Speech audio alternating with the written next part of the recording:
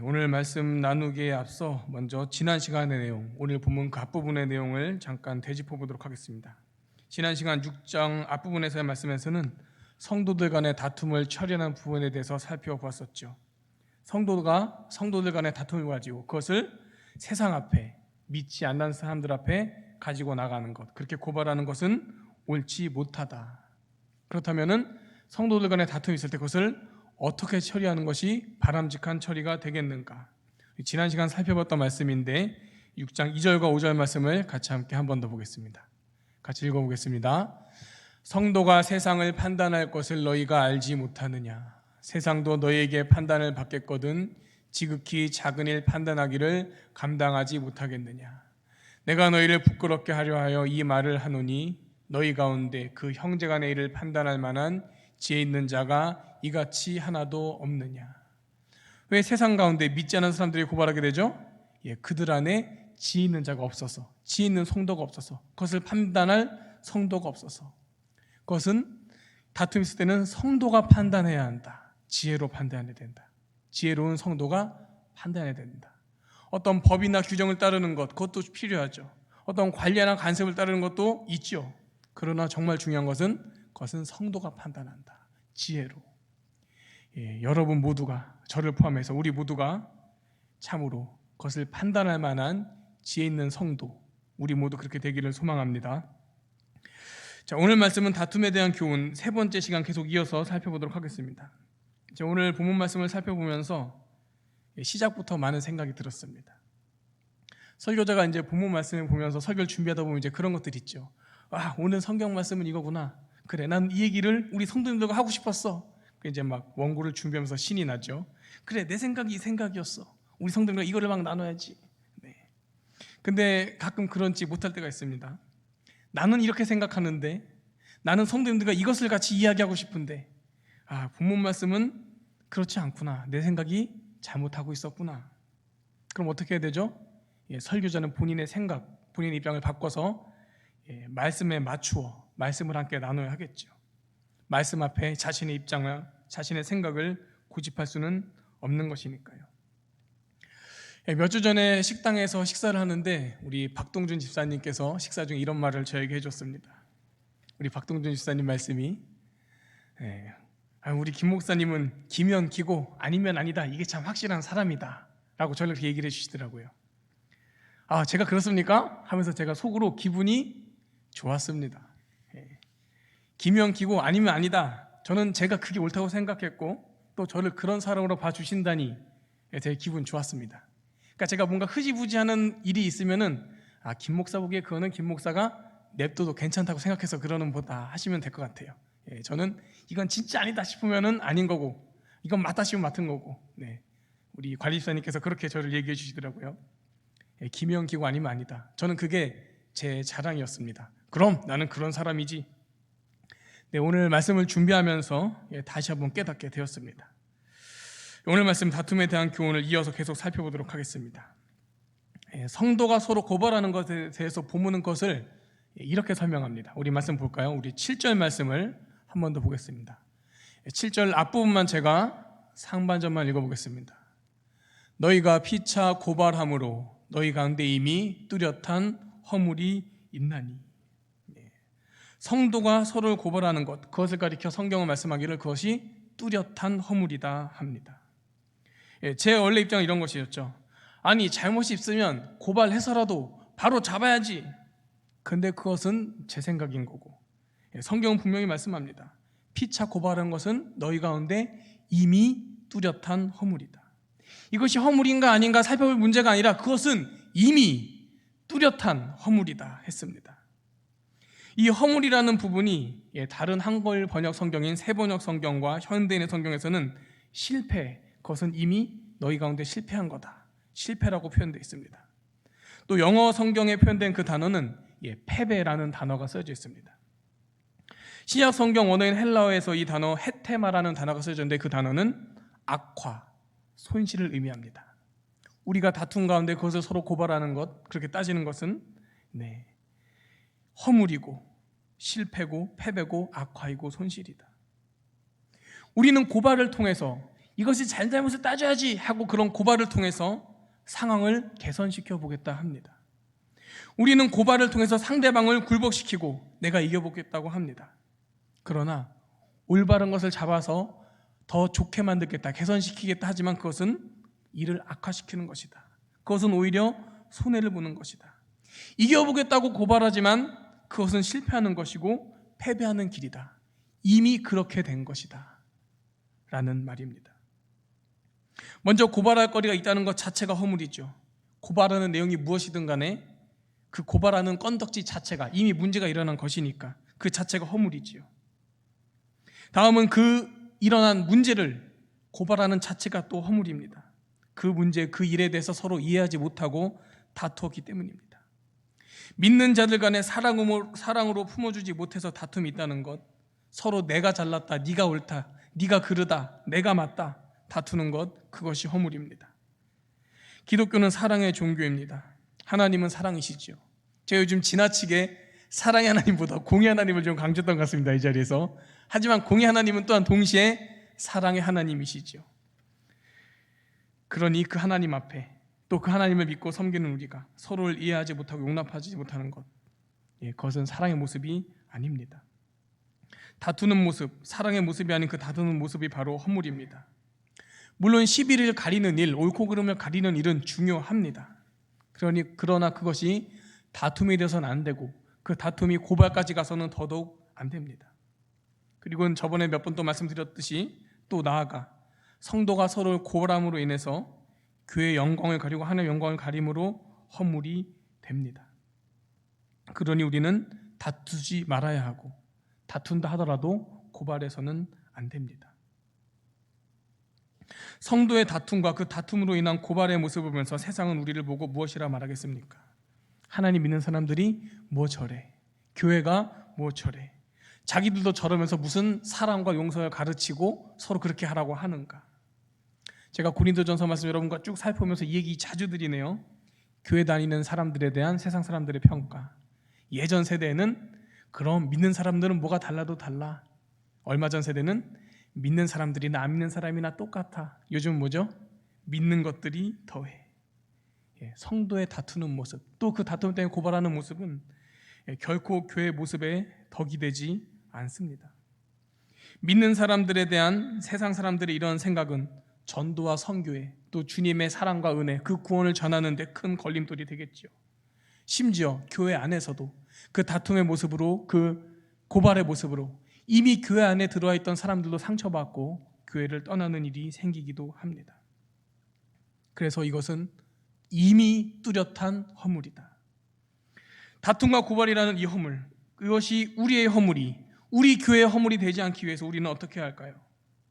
그것이 우리의 허물이 되지 않기 위한 답을 같은 절 7절은 보여주고 있습니다. 우리 7절 말씀 다시 볼까요? 이번에 제가 7절 뒷부분 하반절만 읽어보겠습니다. 차라리 불의를 당하는 것이 낫지 아니하며 차라리 속는 것이 낫지 아니하냐. 우리 파란색 글씨 한 번만 더 같이 읽어볼까요? 파란색 글씨 같이 있습니다. 차라리 불의를 당하는 것이 낫지 아니하며 차라리 속는 것이 낫지 아니하냐. 아멘. 성도들이 서로 다투고 또 고발해서 그렇게 교회를 욕되게 하고 하나님의 이름을 욕되게 하고 그렇게 되느니 차라리 내가 억울하고 내가 손해보는 게 낫다. 여러분 어떻게 생각하십니까? 동의하십니까? 여러분 동의하십니까? 네. 동의 안 하셔도 어쩔 수 없습니다. 성경 말씀은 우리에게 그것을 말씀합니다. 저도 동의가 안 될 것 같지만 동의해야 돼요. 왜죠? 우리는 하나님의 말씀 앞에 우리의 생각을 고집할 수 없기 때문입니다. 성도들이 서로 다투고 고발해서 교회와 하나님을 욕되게 하느니 차라리 내가 억울하고 내가 손해를 보는 것이 더 낫다. 사실 이게 쉽지가 않죠. 아니 내가 잘못한 게 없는데 내가 왜 억울해야 되나? 내가 잘못한 게 없는데 내가 왜 손해를 봐야 하나? 어떻게든 옳고 그름을 따져서 내가 주장하는 것이 내 입장이 잘못되지 않았다는 것을 입증해내고 그렇게 내가 손해보지 않기를 바라는 것, 그것이 일반적인 모든 사람의 당연한 마음일 것입니다. 그러나 그렇게 한다면 일반적인 다른 모든 사람과 우리 믿는 사람이 다를 바가 무엇이겠습니까? 믿는 우리는 나를 위해 살지 않아요. 내 입장을 위해서 살지 않아요. 내 생각을 관철시키려고 신앙생활하는 게 아니에요. 우리는 하나님의 영광을 위해서, 우리는 교회의 영광을 위해서 그렇게 신앙생활 합니다. 그래서 우리는 그런 허물을 갖게 될 바에야 우리 안에 뚜렷한 허물, 우리 안에 실패와 손해와 그 패배가 되기 전에 그렇게 될 바에야 차라리 당하고 차라리 속는 것을 택해야 하는 것입니다. 그것이 참으로 쉽지 않지만 말입니다. 그래도 그리스도인은 교회에 누를 끼치느니 하나님의 이름에 먹칠을 하느니 차라리 내가 손해보는 게 낫습니다.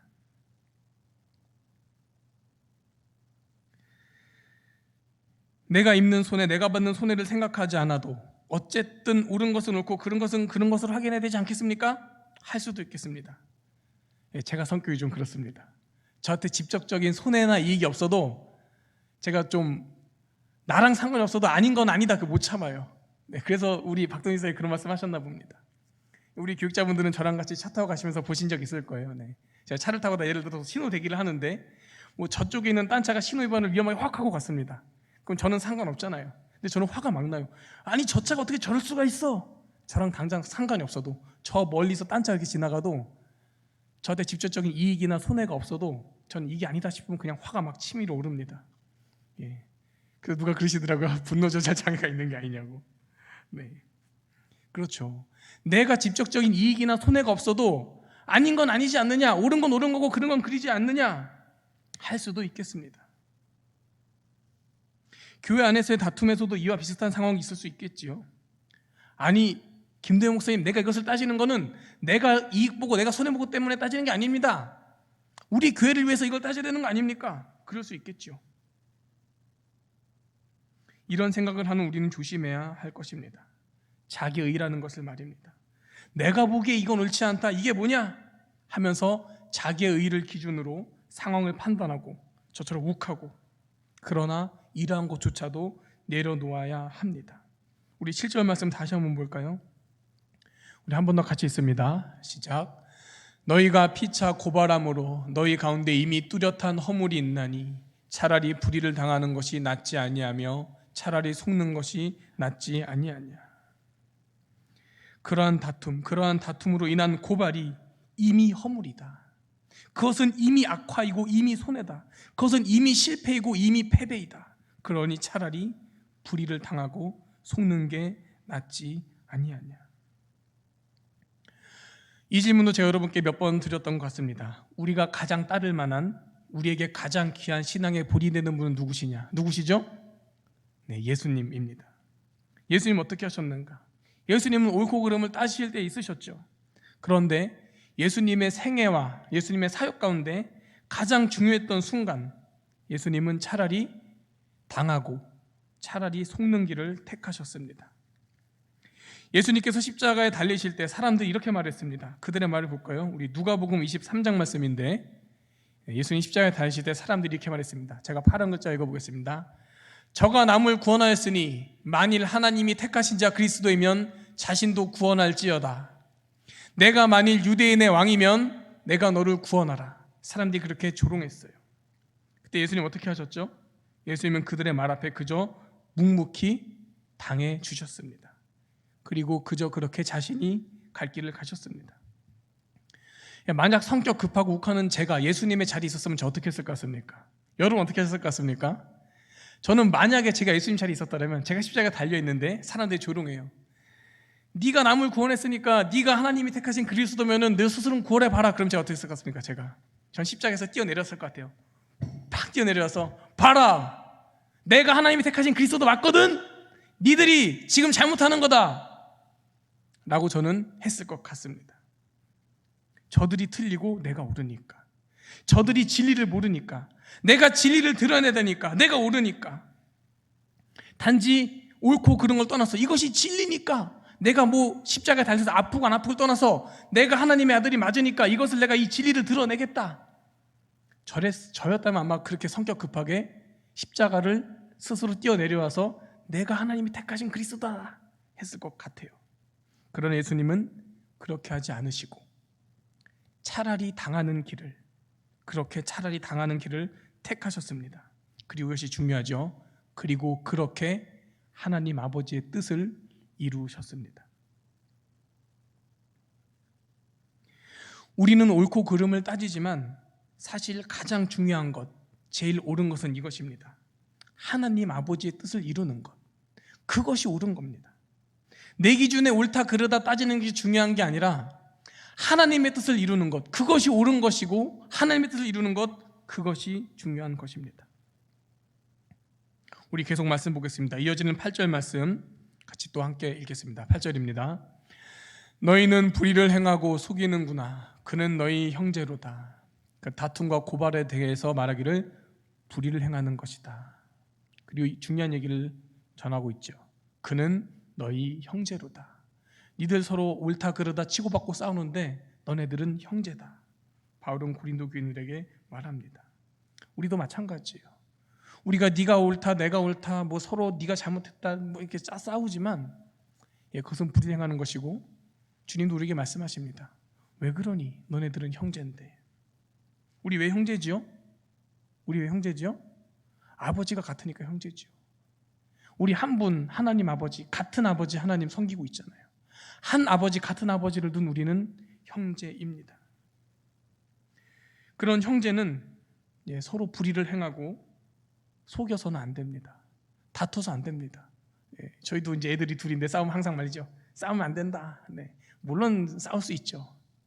근데 엄마 아빠한테 일리면 더 보기 미워지잖아요. 그렇죠? 고발하면 안 된다. 그래서 우리는 형제인 우리는 서로 다투고 고발하면 안 됩니다. 행여나 그런 일이 있다 해도 고발까지 가서 안 됩니다. 우리는 서로가 형제이기 때문입니다. 형제 간의 고발은 말이 되지 않죠.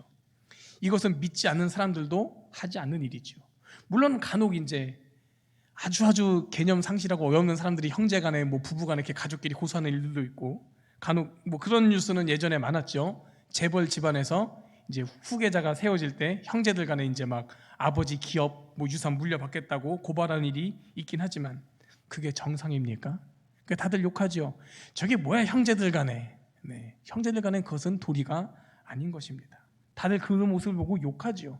야, 지 아버지 기업 물려받겠다고 지 아버지 재산 다 받겠다고 형제간에 고발하네. 우리가 그들 욕하는 거랑 안 믿는 사람들을 욕하는 거랑 똑같은 거예요. 와, 저기 자기들 맨날 뭐 형제 하더니 또 싸우는구나. 오늘 말씀 정리하고 마치도록 하겠습니다.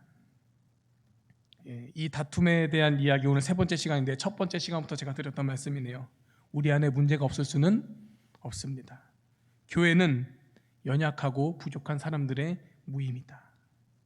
그래서 다툼 없는 교회, 문제 없는 교회는 없다. 제가 장담합니다. 제가 이 세상의 모든 교회를 다 가보지 않았지만 이건 확실합니다. 그것이 크건 작건 간에 심각하든 덜 심각하든 간에 문제 없는 교회, 다툼 없는 교회는 없다. 중요한 것은 우리가 그 다툼을 어떻게 처리하느냐. 서로 다투지 않고 세상에 그 문제를 고발하지 않고 우리가 지혜로운 성도가 되어서 하나님 뜻대로 잘 판단하면서 서로 이해하고 용납하고 품어줄 수 있기를 바랍니다. 때로는 그 과정에 내가 억울하고 내가 손해를 보는 경우가 생긴다 해도 오히려 차라리 당하고 차라리 속는 그 길을 택할 수 있는 우리 되기를 소망합니다. 이것이 어려운 건데 아까 말씀드린 제 입장 같은 거 내가 보는 이익이나 손해 때문에 그런 게 아니에요. 내가 이익 보고 손해 보는 건 상관없어요. 하지만 이것이 옳은 건 옳은 거 아닙니까? 이런 자기를 내려놓는 것도 내게 억울하고 내가 손해 보는 거예요. 하지만 우리는 그래도 그 억울하고 손해 보는 길을 택해야 합니다. 왜죠? 차라리 그것이 낫다라고 성경은 우리에게 말씀하기 때문입니다. 우리 모두가 차라리 당하고 속는 것을 택할 수 있기를 바랍니다. 이것이 오늘 함께 살펴보는 7절, 8절 두 절의 말씀입니다. 그럴 때 그 다툼의 허물, 다툼을 고발하는 허물, 이미 뚜렷한 허물이 되는, 이미 실패하고 마는, 이미 패배하고 마는, 이미 손해가 나는 그런 일들이 우리 안에 일어나지 않고 하나님을 욕되게 하는 허물, 교회를 욕되게 하는 허물은 사라지고 우리 안에 사랑의 모습이 드러나고 교회와 하나님의 영광이 드러나게 될 줄로 믿습니다. 그리고 세상 사람들이 다시 우리를 향해서 칭찬하면 좋겠어요. 야, 믿는 사람들은 다르구나. 함께 기도하겠습니다. 우리 오늘 말씀을 생각하며 함께 기도합니다. 오늘 제가 기도 제목 4가지 적어왔는데 제가 읽어드리겠습니다. 다툼과 고발이 이미 허물이요 패배요 실패요 악하라는 것을 기억하게 하옵소서. 다툼과 고발을 택하느니 차라리 당하고 차라리 속는 길을 택하게 하옵소서. 같은 아버지 하나님, 한 분 아버지 하나님을 모시는 우리가 형제로서 서로를 이해하고 용납하게 하옵소서. 차라리 당하는 길을 택함으로 아버지의 뜻을 이루신 예수님의 본을 기억해 하여 주옵소서. 우리 간절한 마음으로 그렇게 하나님, 내가 내 입장, 내 생각, 내 고집 내려놓고 억울해도 손해보는 것 같아도 차라리 당하고 속는 길 택하게 해 주옵소서. 그렇게 우리 동원교회가 이해하고 품어줘서 서로 사랑으로 하나 되어 하나님 앞에 회복되어가는 우리 교회 되게 하여 주옵소서. 그런 한국교회 되게 하여 주옵소서. 이제 간절한 마음으로 함께 주여 한번 부르고 기도하겠습니다.